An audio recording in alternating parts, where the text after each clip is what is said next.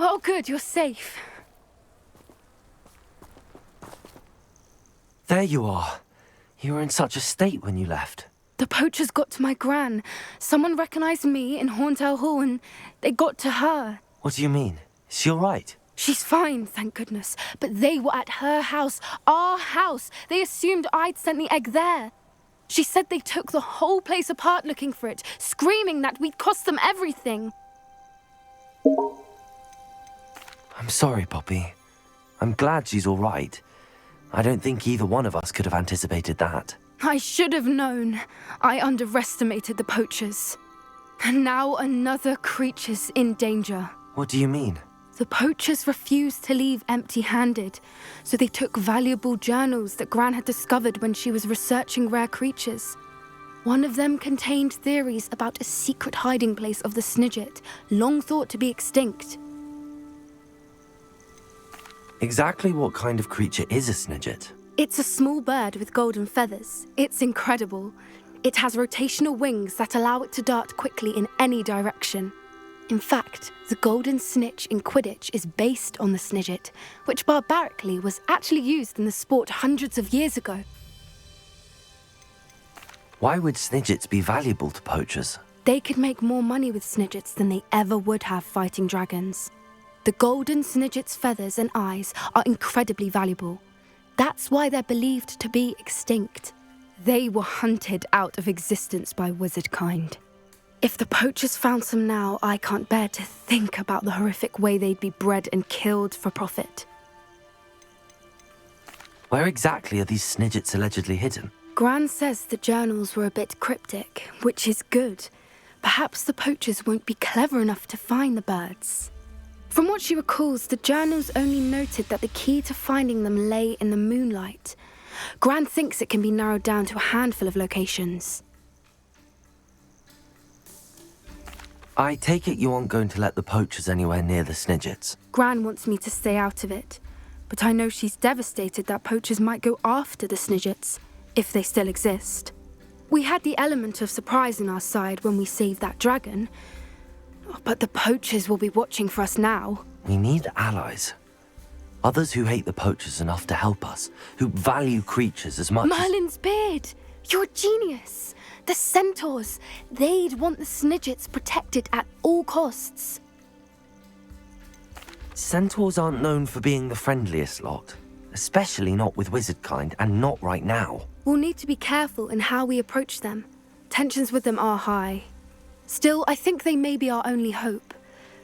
Let me think on it. I'll let you know as soon as I have a plan.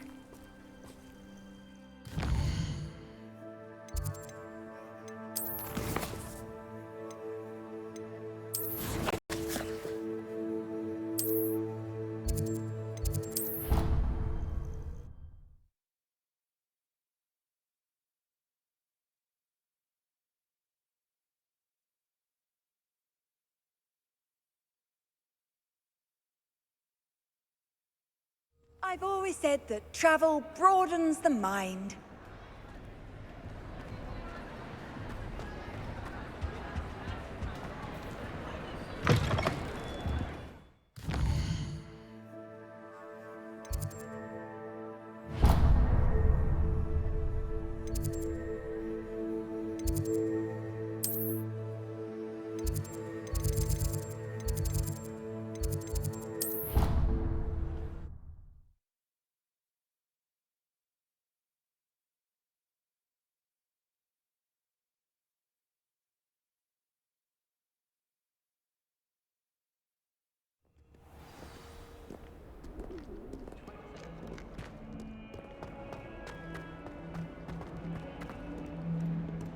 Revelio.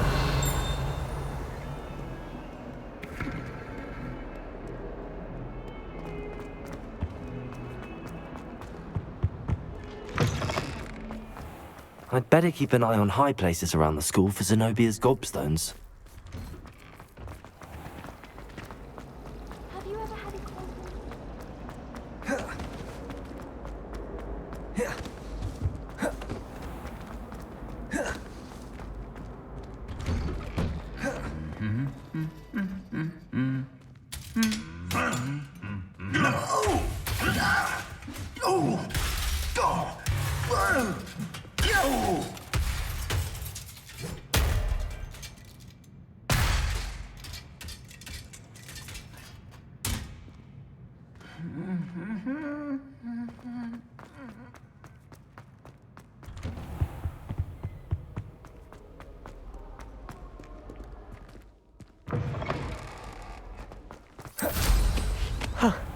Wonder if I can go there.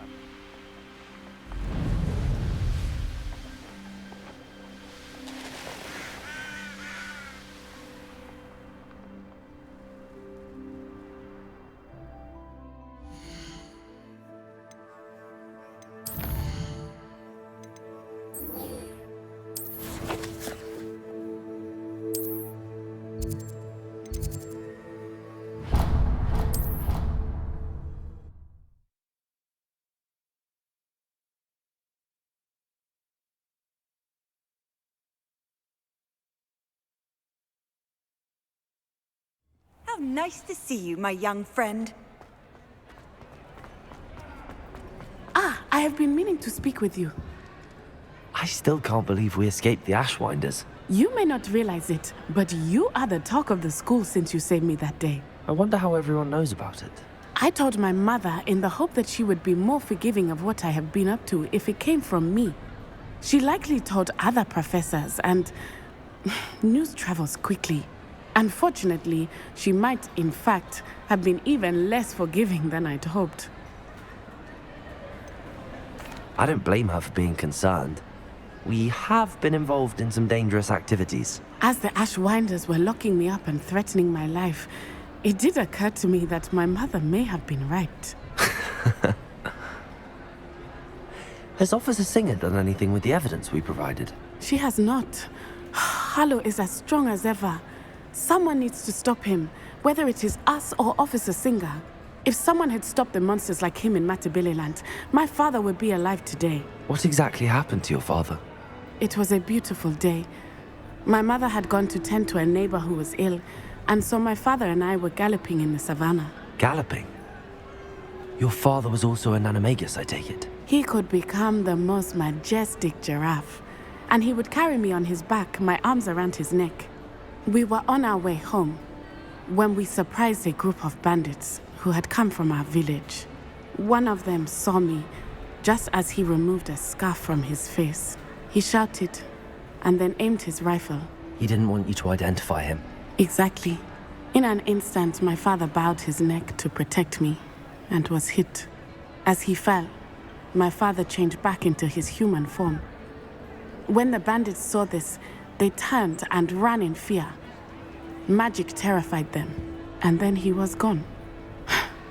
And it was all my fault. Your fault? How so? He died protecting me. If I had been capable of protecting myself, he would still be alive today. My mother and I tried to go on without him, but it became too much for us there. A few years later, we left to come to Scotland. What does your mother think about all of this? Well, as you saw, she worries a great deal. She is an excellent seer, but I think it bothers her to this day that she did not see my father's death coming. She misses him, as do I. So I believe on some level she understands my need to seek justice in a small way. But that does not mean that she likes it. Do you think your father would approve of the things we've been doing? Oh my, that is a good question. In theory, yes. Although he would worry as my mother does. But I think he, of all people, would understand my persistence. My father never shied away from a fight for good, no matter how ruthless the foe. And I think he would have enjoyed knowing that I had a compatriot like you. I'm sorry, Natty. I can't imagine what you've been through. Your father sounds exceptional. He was truly extraordinary. And thank you for your kind words. We all have our burdens. My father had a saying about that. Yes, I remember. Rain does not fall on one roof alone. Exactly. Soon you and I will put an end to the Ashwinders, beginning with Harlow. And once he is gone, we will turn our attention to Rookwood. We are making progress, and we will succeed. Thank you again for saving me. You deserve all of the praise you have received.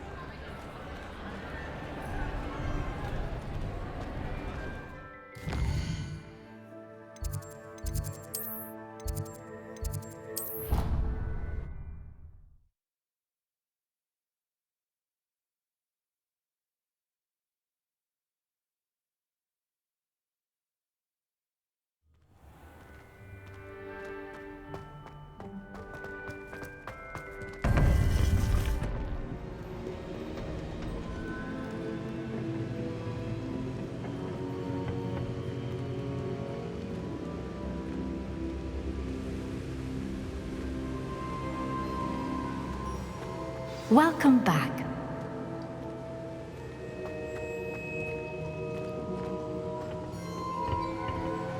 Hello, Professor. I have news. The goblins are looking for something. Another repository. They've built drills to help with their search. Most troubling. Are these repositories like the broken container I found at Rookwood Castle? They are. I fear we have no time to lose.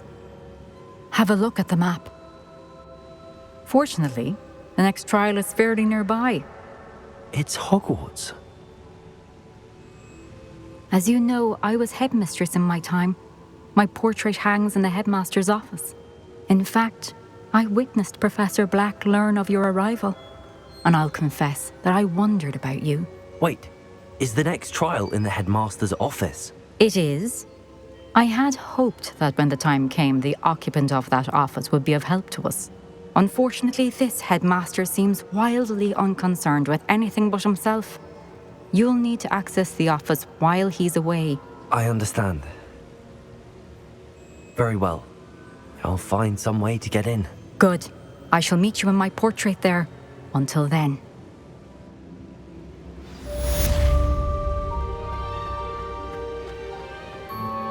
How will I gain access to the headmaster's office? Perhaps Professor Fig will know what to do. Handy resource indeed. I'm most pleased to be included.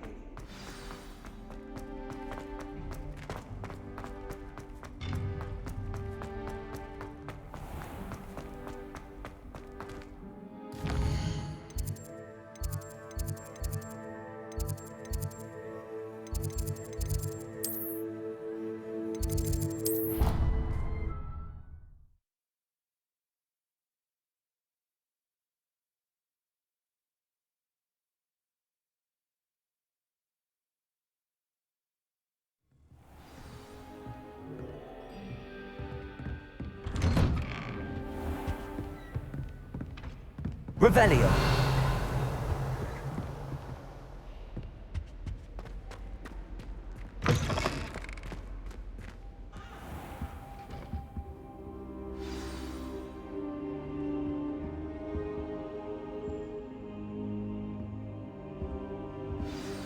Professor Fig, the Keepers have shown me where the next trial is. Has something changed? Lodgok and I have learned that the goblins are searching for another repository, like the one we saw at Rookwood Castle. And I discovered that they're building massive drills to help in their search. Professor Fitzgerald seemed very concerned. I see.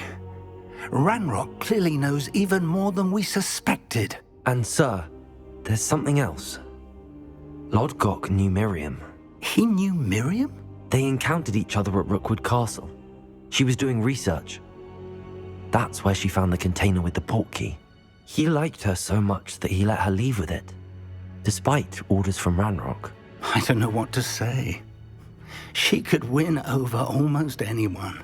I want to hear more of this. And, in fact, I'd like to speak with Lodgok directly. But we've no time now. Where is the next trial? Believe it or not, it's in the headmaster's office. Incredible. Very well. You'll need the password to get past the stone gargoyle. The headmaster's house elf will know it. I don't know the headmaster's house elf. Will he even speak to me? I imagine he's loyal to the headmaster. He is. So you'll need a disguise. I have just the thing. A polyjuice potion. You'll look and sound like Professor Black. Wait, doesn't Polyjuice Potion require a bit of the person you want to change into? And take ages to brew? It does? So how do you already have Polyjuice Potion to change into Professor Black? One never knows when such a thing may come in handy. Let's just say I felt the need to be prepared for anything after my fruitless trip to the ministry on his behalf. Now, time is of the essence. Drink up and I shall explain more.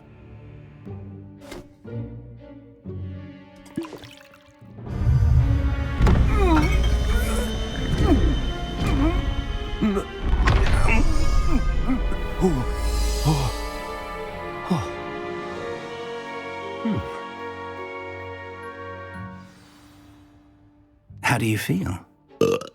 Incredible. I won't forget that taste anytime soon. How do I sound? Convincing. I've taken the liberty of transfiguring your robes. As we discussed, you'll need the password from Scrope, who could be anywhere in the castle. You might look for Professor Kagawa. She's taken to badgering the poor elf about Quidditch in the hopes that he can convince Black to change his mind. Thus far, unsuccessfully. I see. But what if Professor Black sees me? Leave him to me. I shall tell him where to meet a liaison from the Ministry in Hogsmeade. That should give you plenty of time. Thank you, Professor. I suppose we'll meet again in the map chamber. It's rather strange to hear gratitude coming from Professor Black. I'll see you there. Now to find the headmaster's house elf.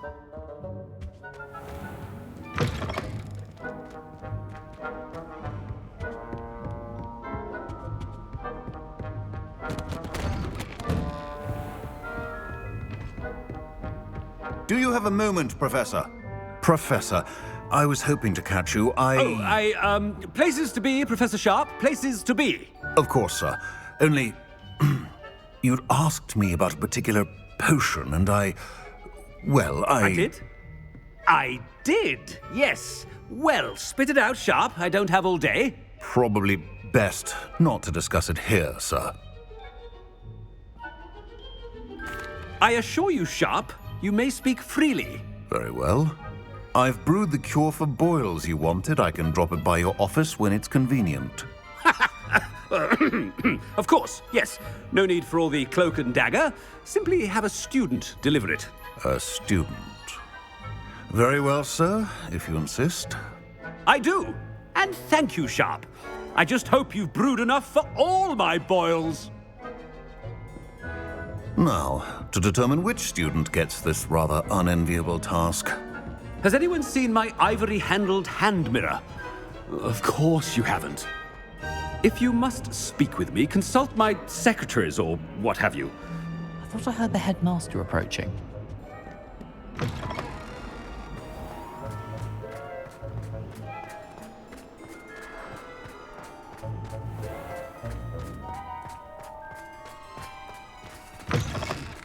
Greetings! I mean, out of my way, children. Can't catch me! Headmaster? Here, what could he want? Mr. Gaunt, where do you think you're going? I beg your pardon, sir. I'm simply on my way outside. Taking the day off, eh? Typical student, wasting the hours away. I have to write 20 inches on Dittany and its uses. Was heading to the greenhouse. Ah, yes. Mixed with bubo tuber pus makes a fine mustache paste. Yes, mustache paste. I find. Are you feeling all right, sir? You don't seem yourself. I assure you I am quite healthy, Gaunt. If I need a medical diagnosis, I shall head to St. Mungo's. When I... Something is very wrong with Professor. Professor, a word? Professor Black, again, it is not too late to reconsider your decision regarding Quidditch. We could still have trials and a somewhat shortened season.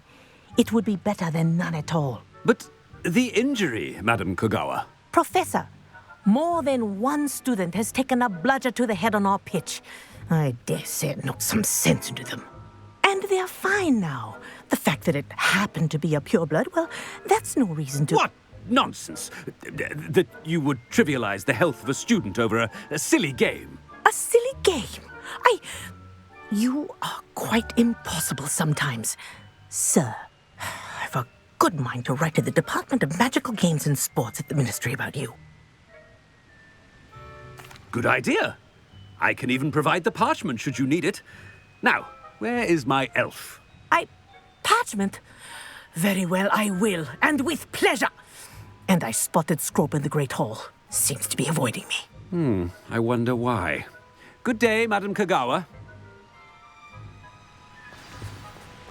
What did we do to deserve him as a headmaster? I haven't time for any of you at the moment. None. None at all. Move aside.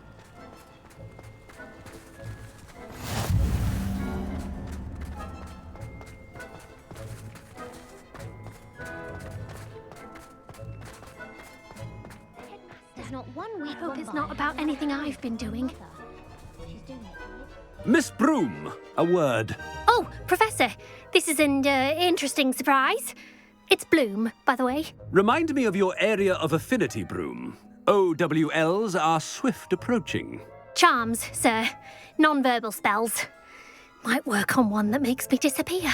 Well, keep at it, Broom. And before you know it, you'll be as invisible as that new fifth year seems to be. They're not invisible, sir. I've seen them near the library. In fact, they help me with my, heavy books. Speaking of invisible, where's my blasted house elf? Something seems a little off with the headmaster.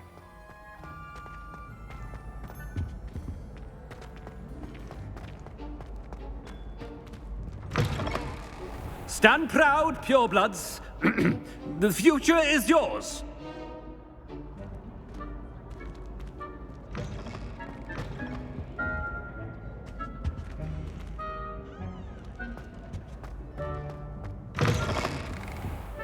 Professor, a word, please.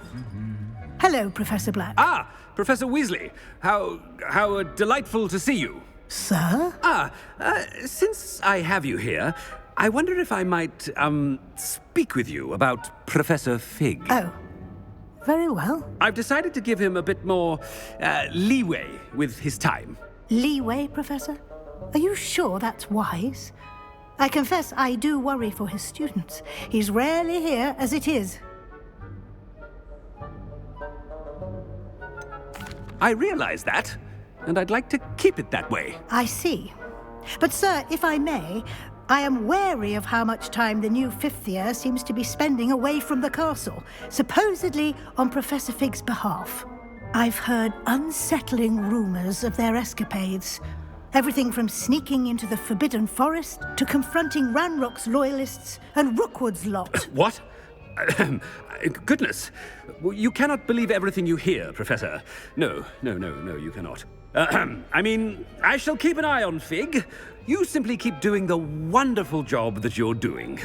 Simply wonderful. Thank you. But I'm happy to look into... Good.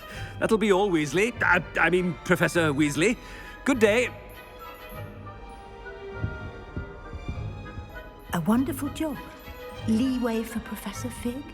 I shall never understand that. That ought to give Professor Fig some breathing room. Scrope's as hard a worker as any house elf. Scrope! Oh, greetings, Master. Remind me of the password to my office. Oh, but Master made Scrope swear never to tell anyone, even Master himself. How dare you question me? I've a mind to give you a matching set of ears. Yes, sir. Of course, sir. Scrope begs forgiveness. It is the Black family motto, Master. Right. Of course. Master does remember it.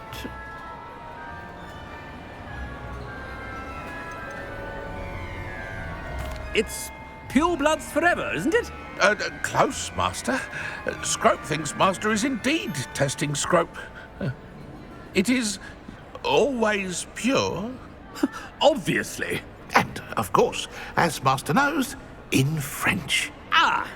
Yes, of course. I order you to pronounce it for me. Oh, but Master knows that Scrope's French is most pitiful. Oh, very well. Toujours pur.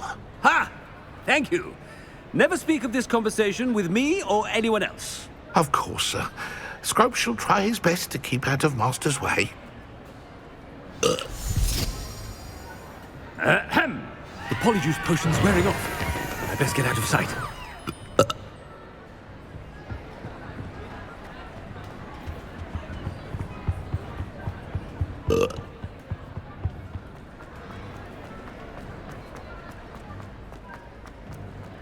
Made it just in time.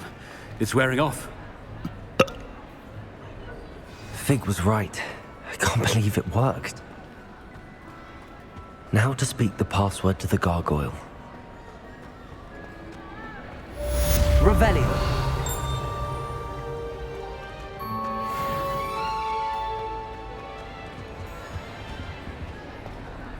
Off on another adventure, are we?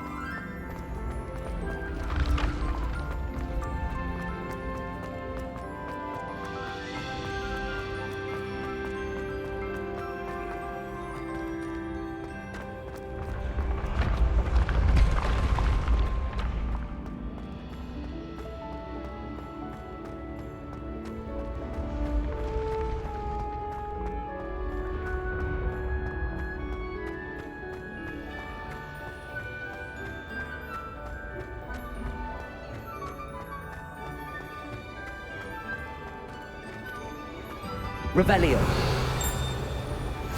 You can't imagine how inconvenient travel was before I invented it.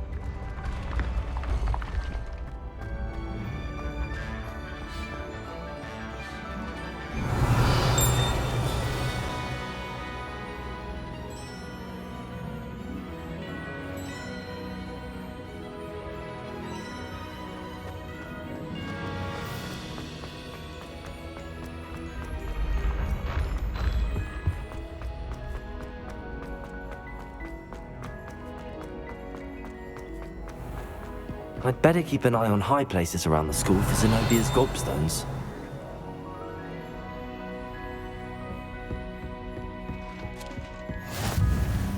Revelio.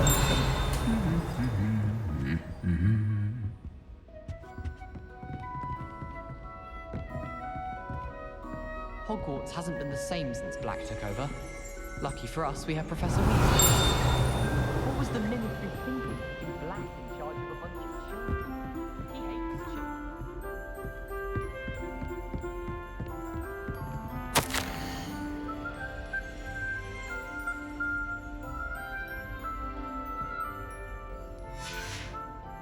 Revelio.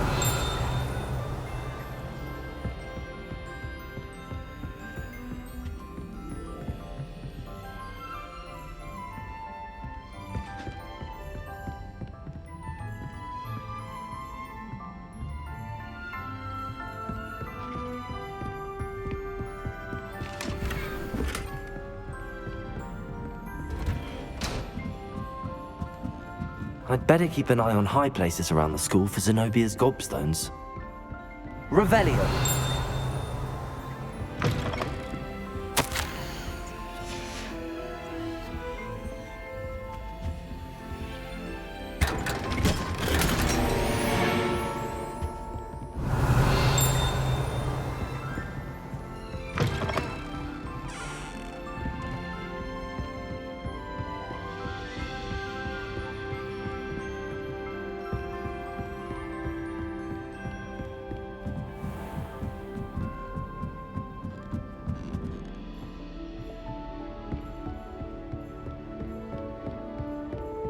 Revelio.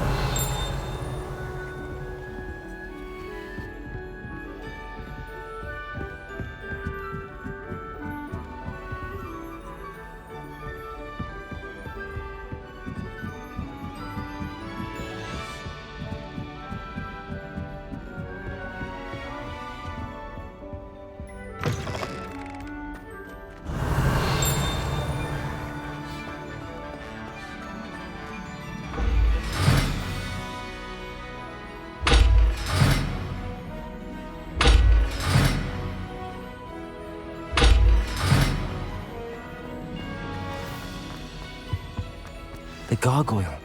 That's right. Onward.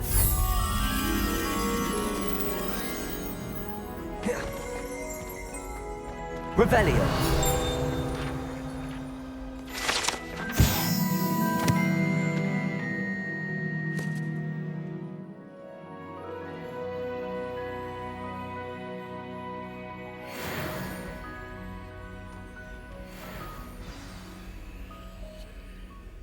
Toujours pure.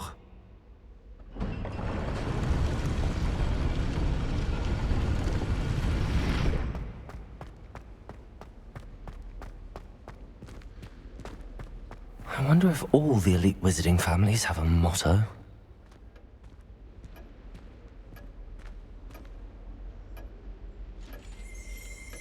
Revelio.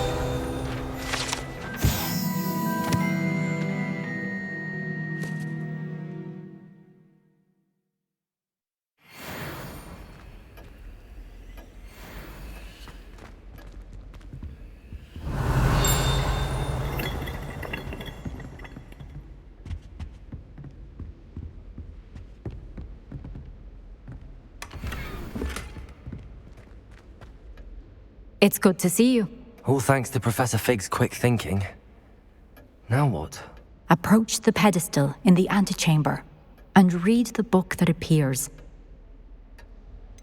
What can I expect to find in the book?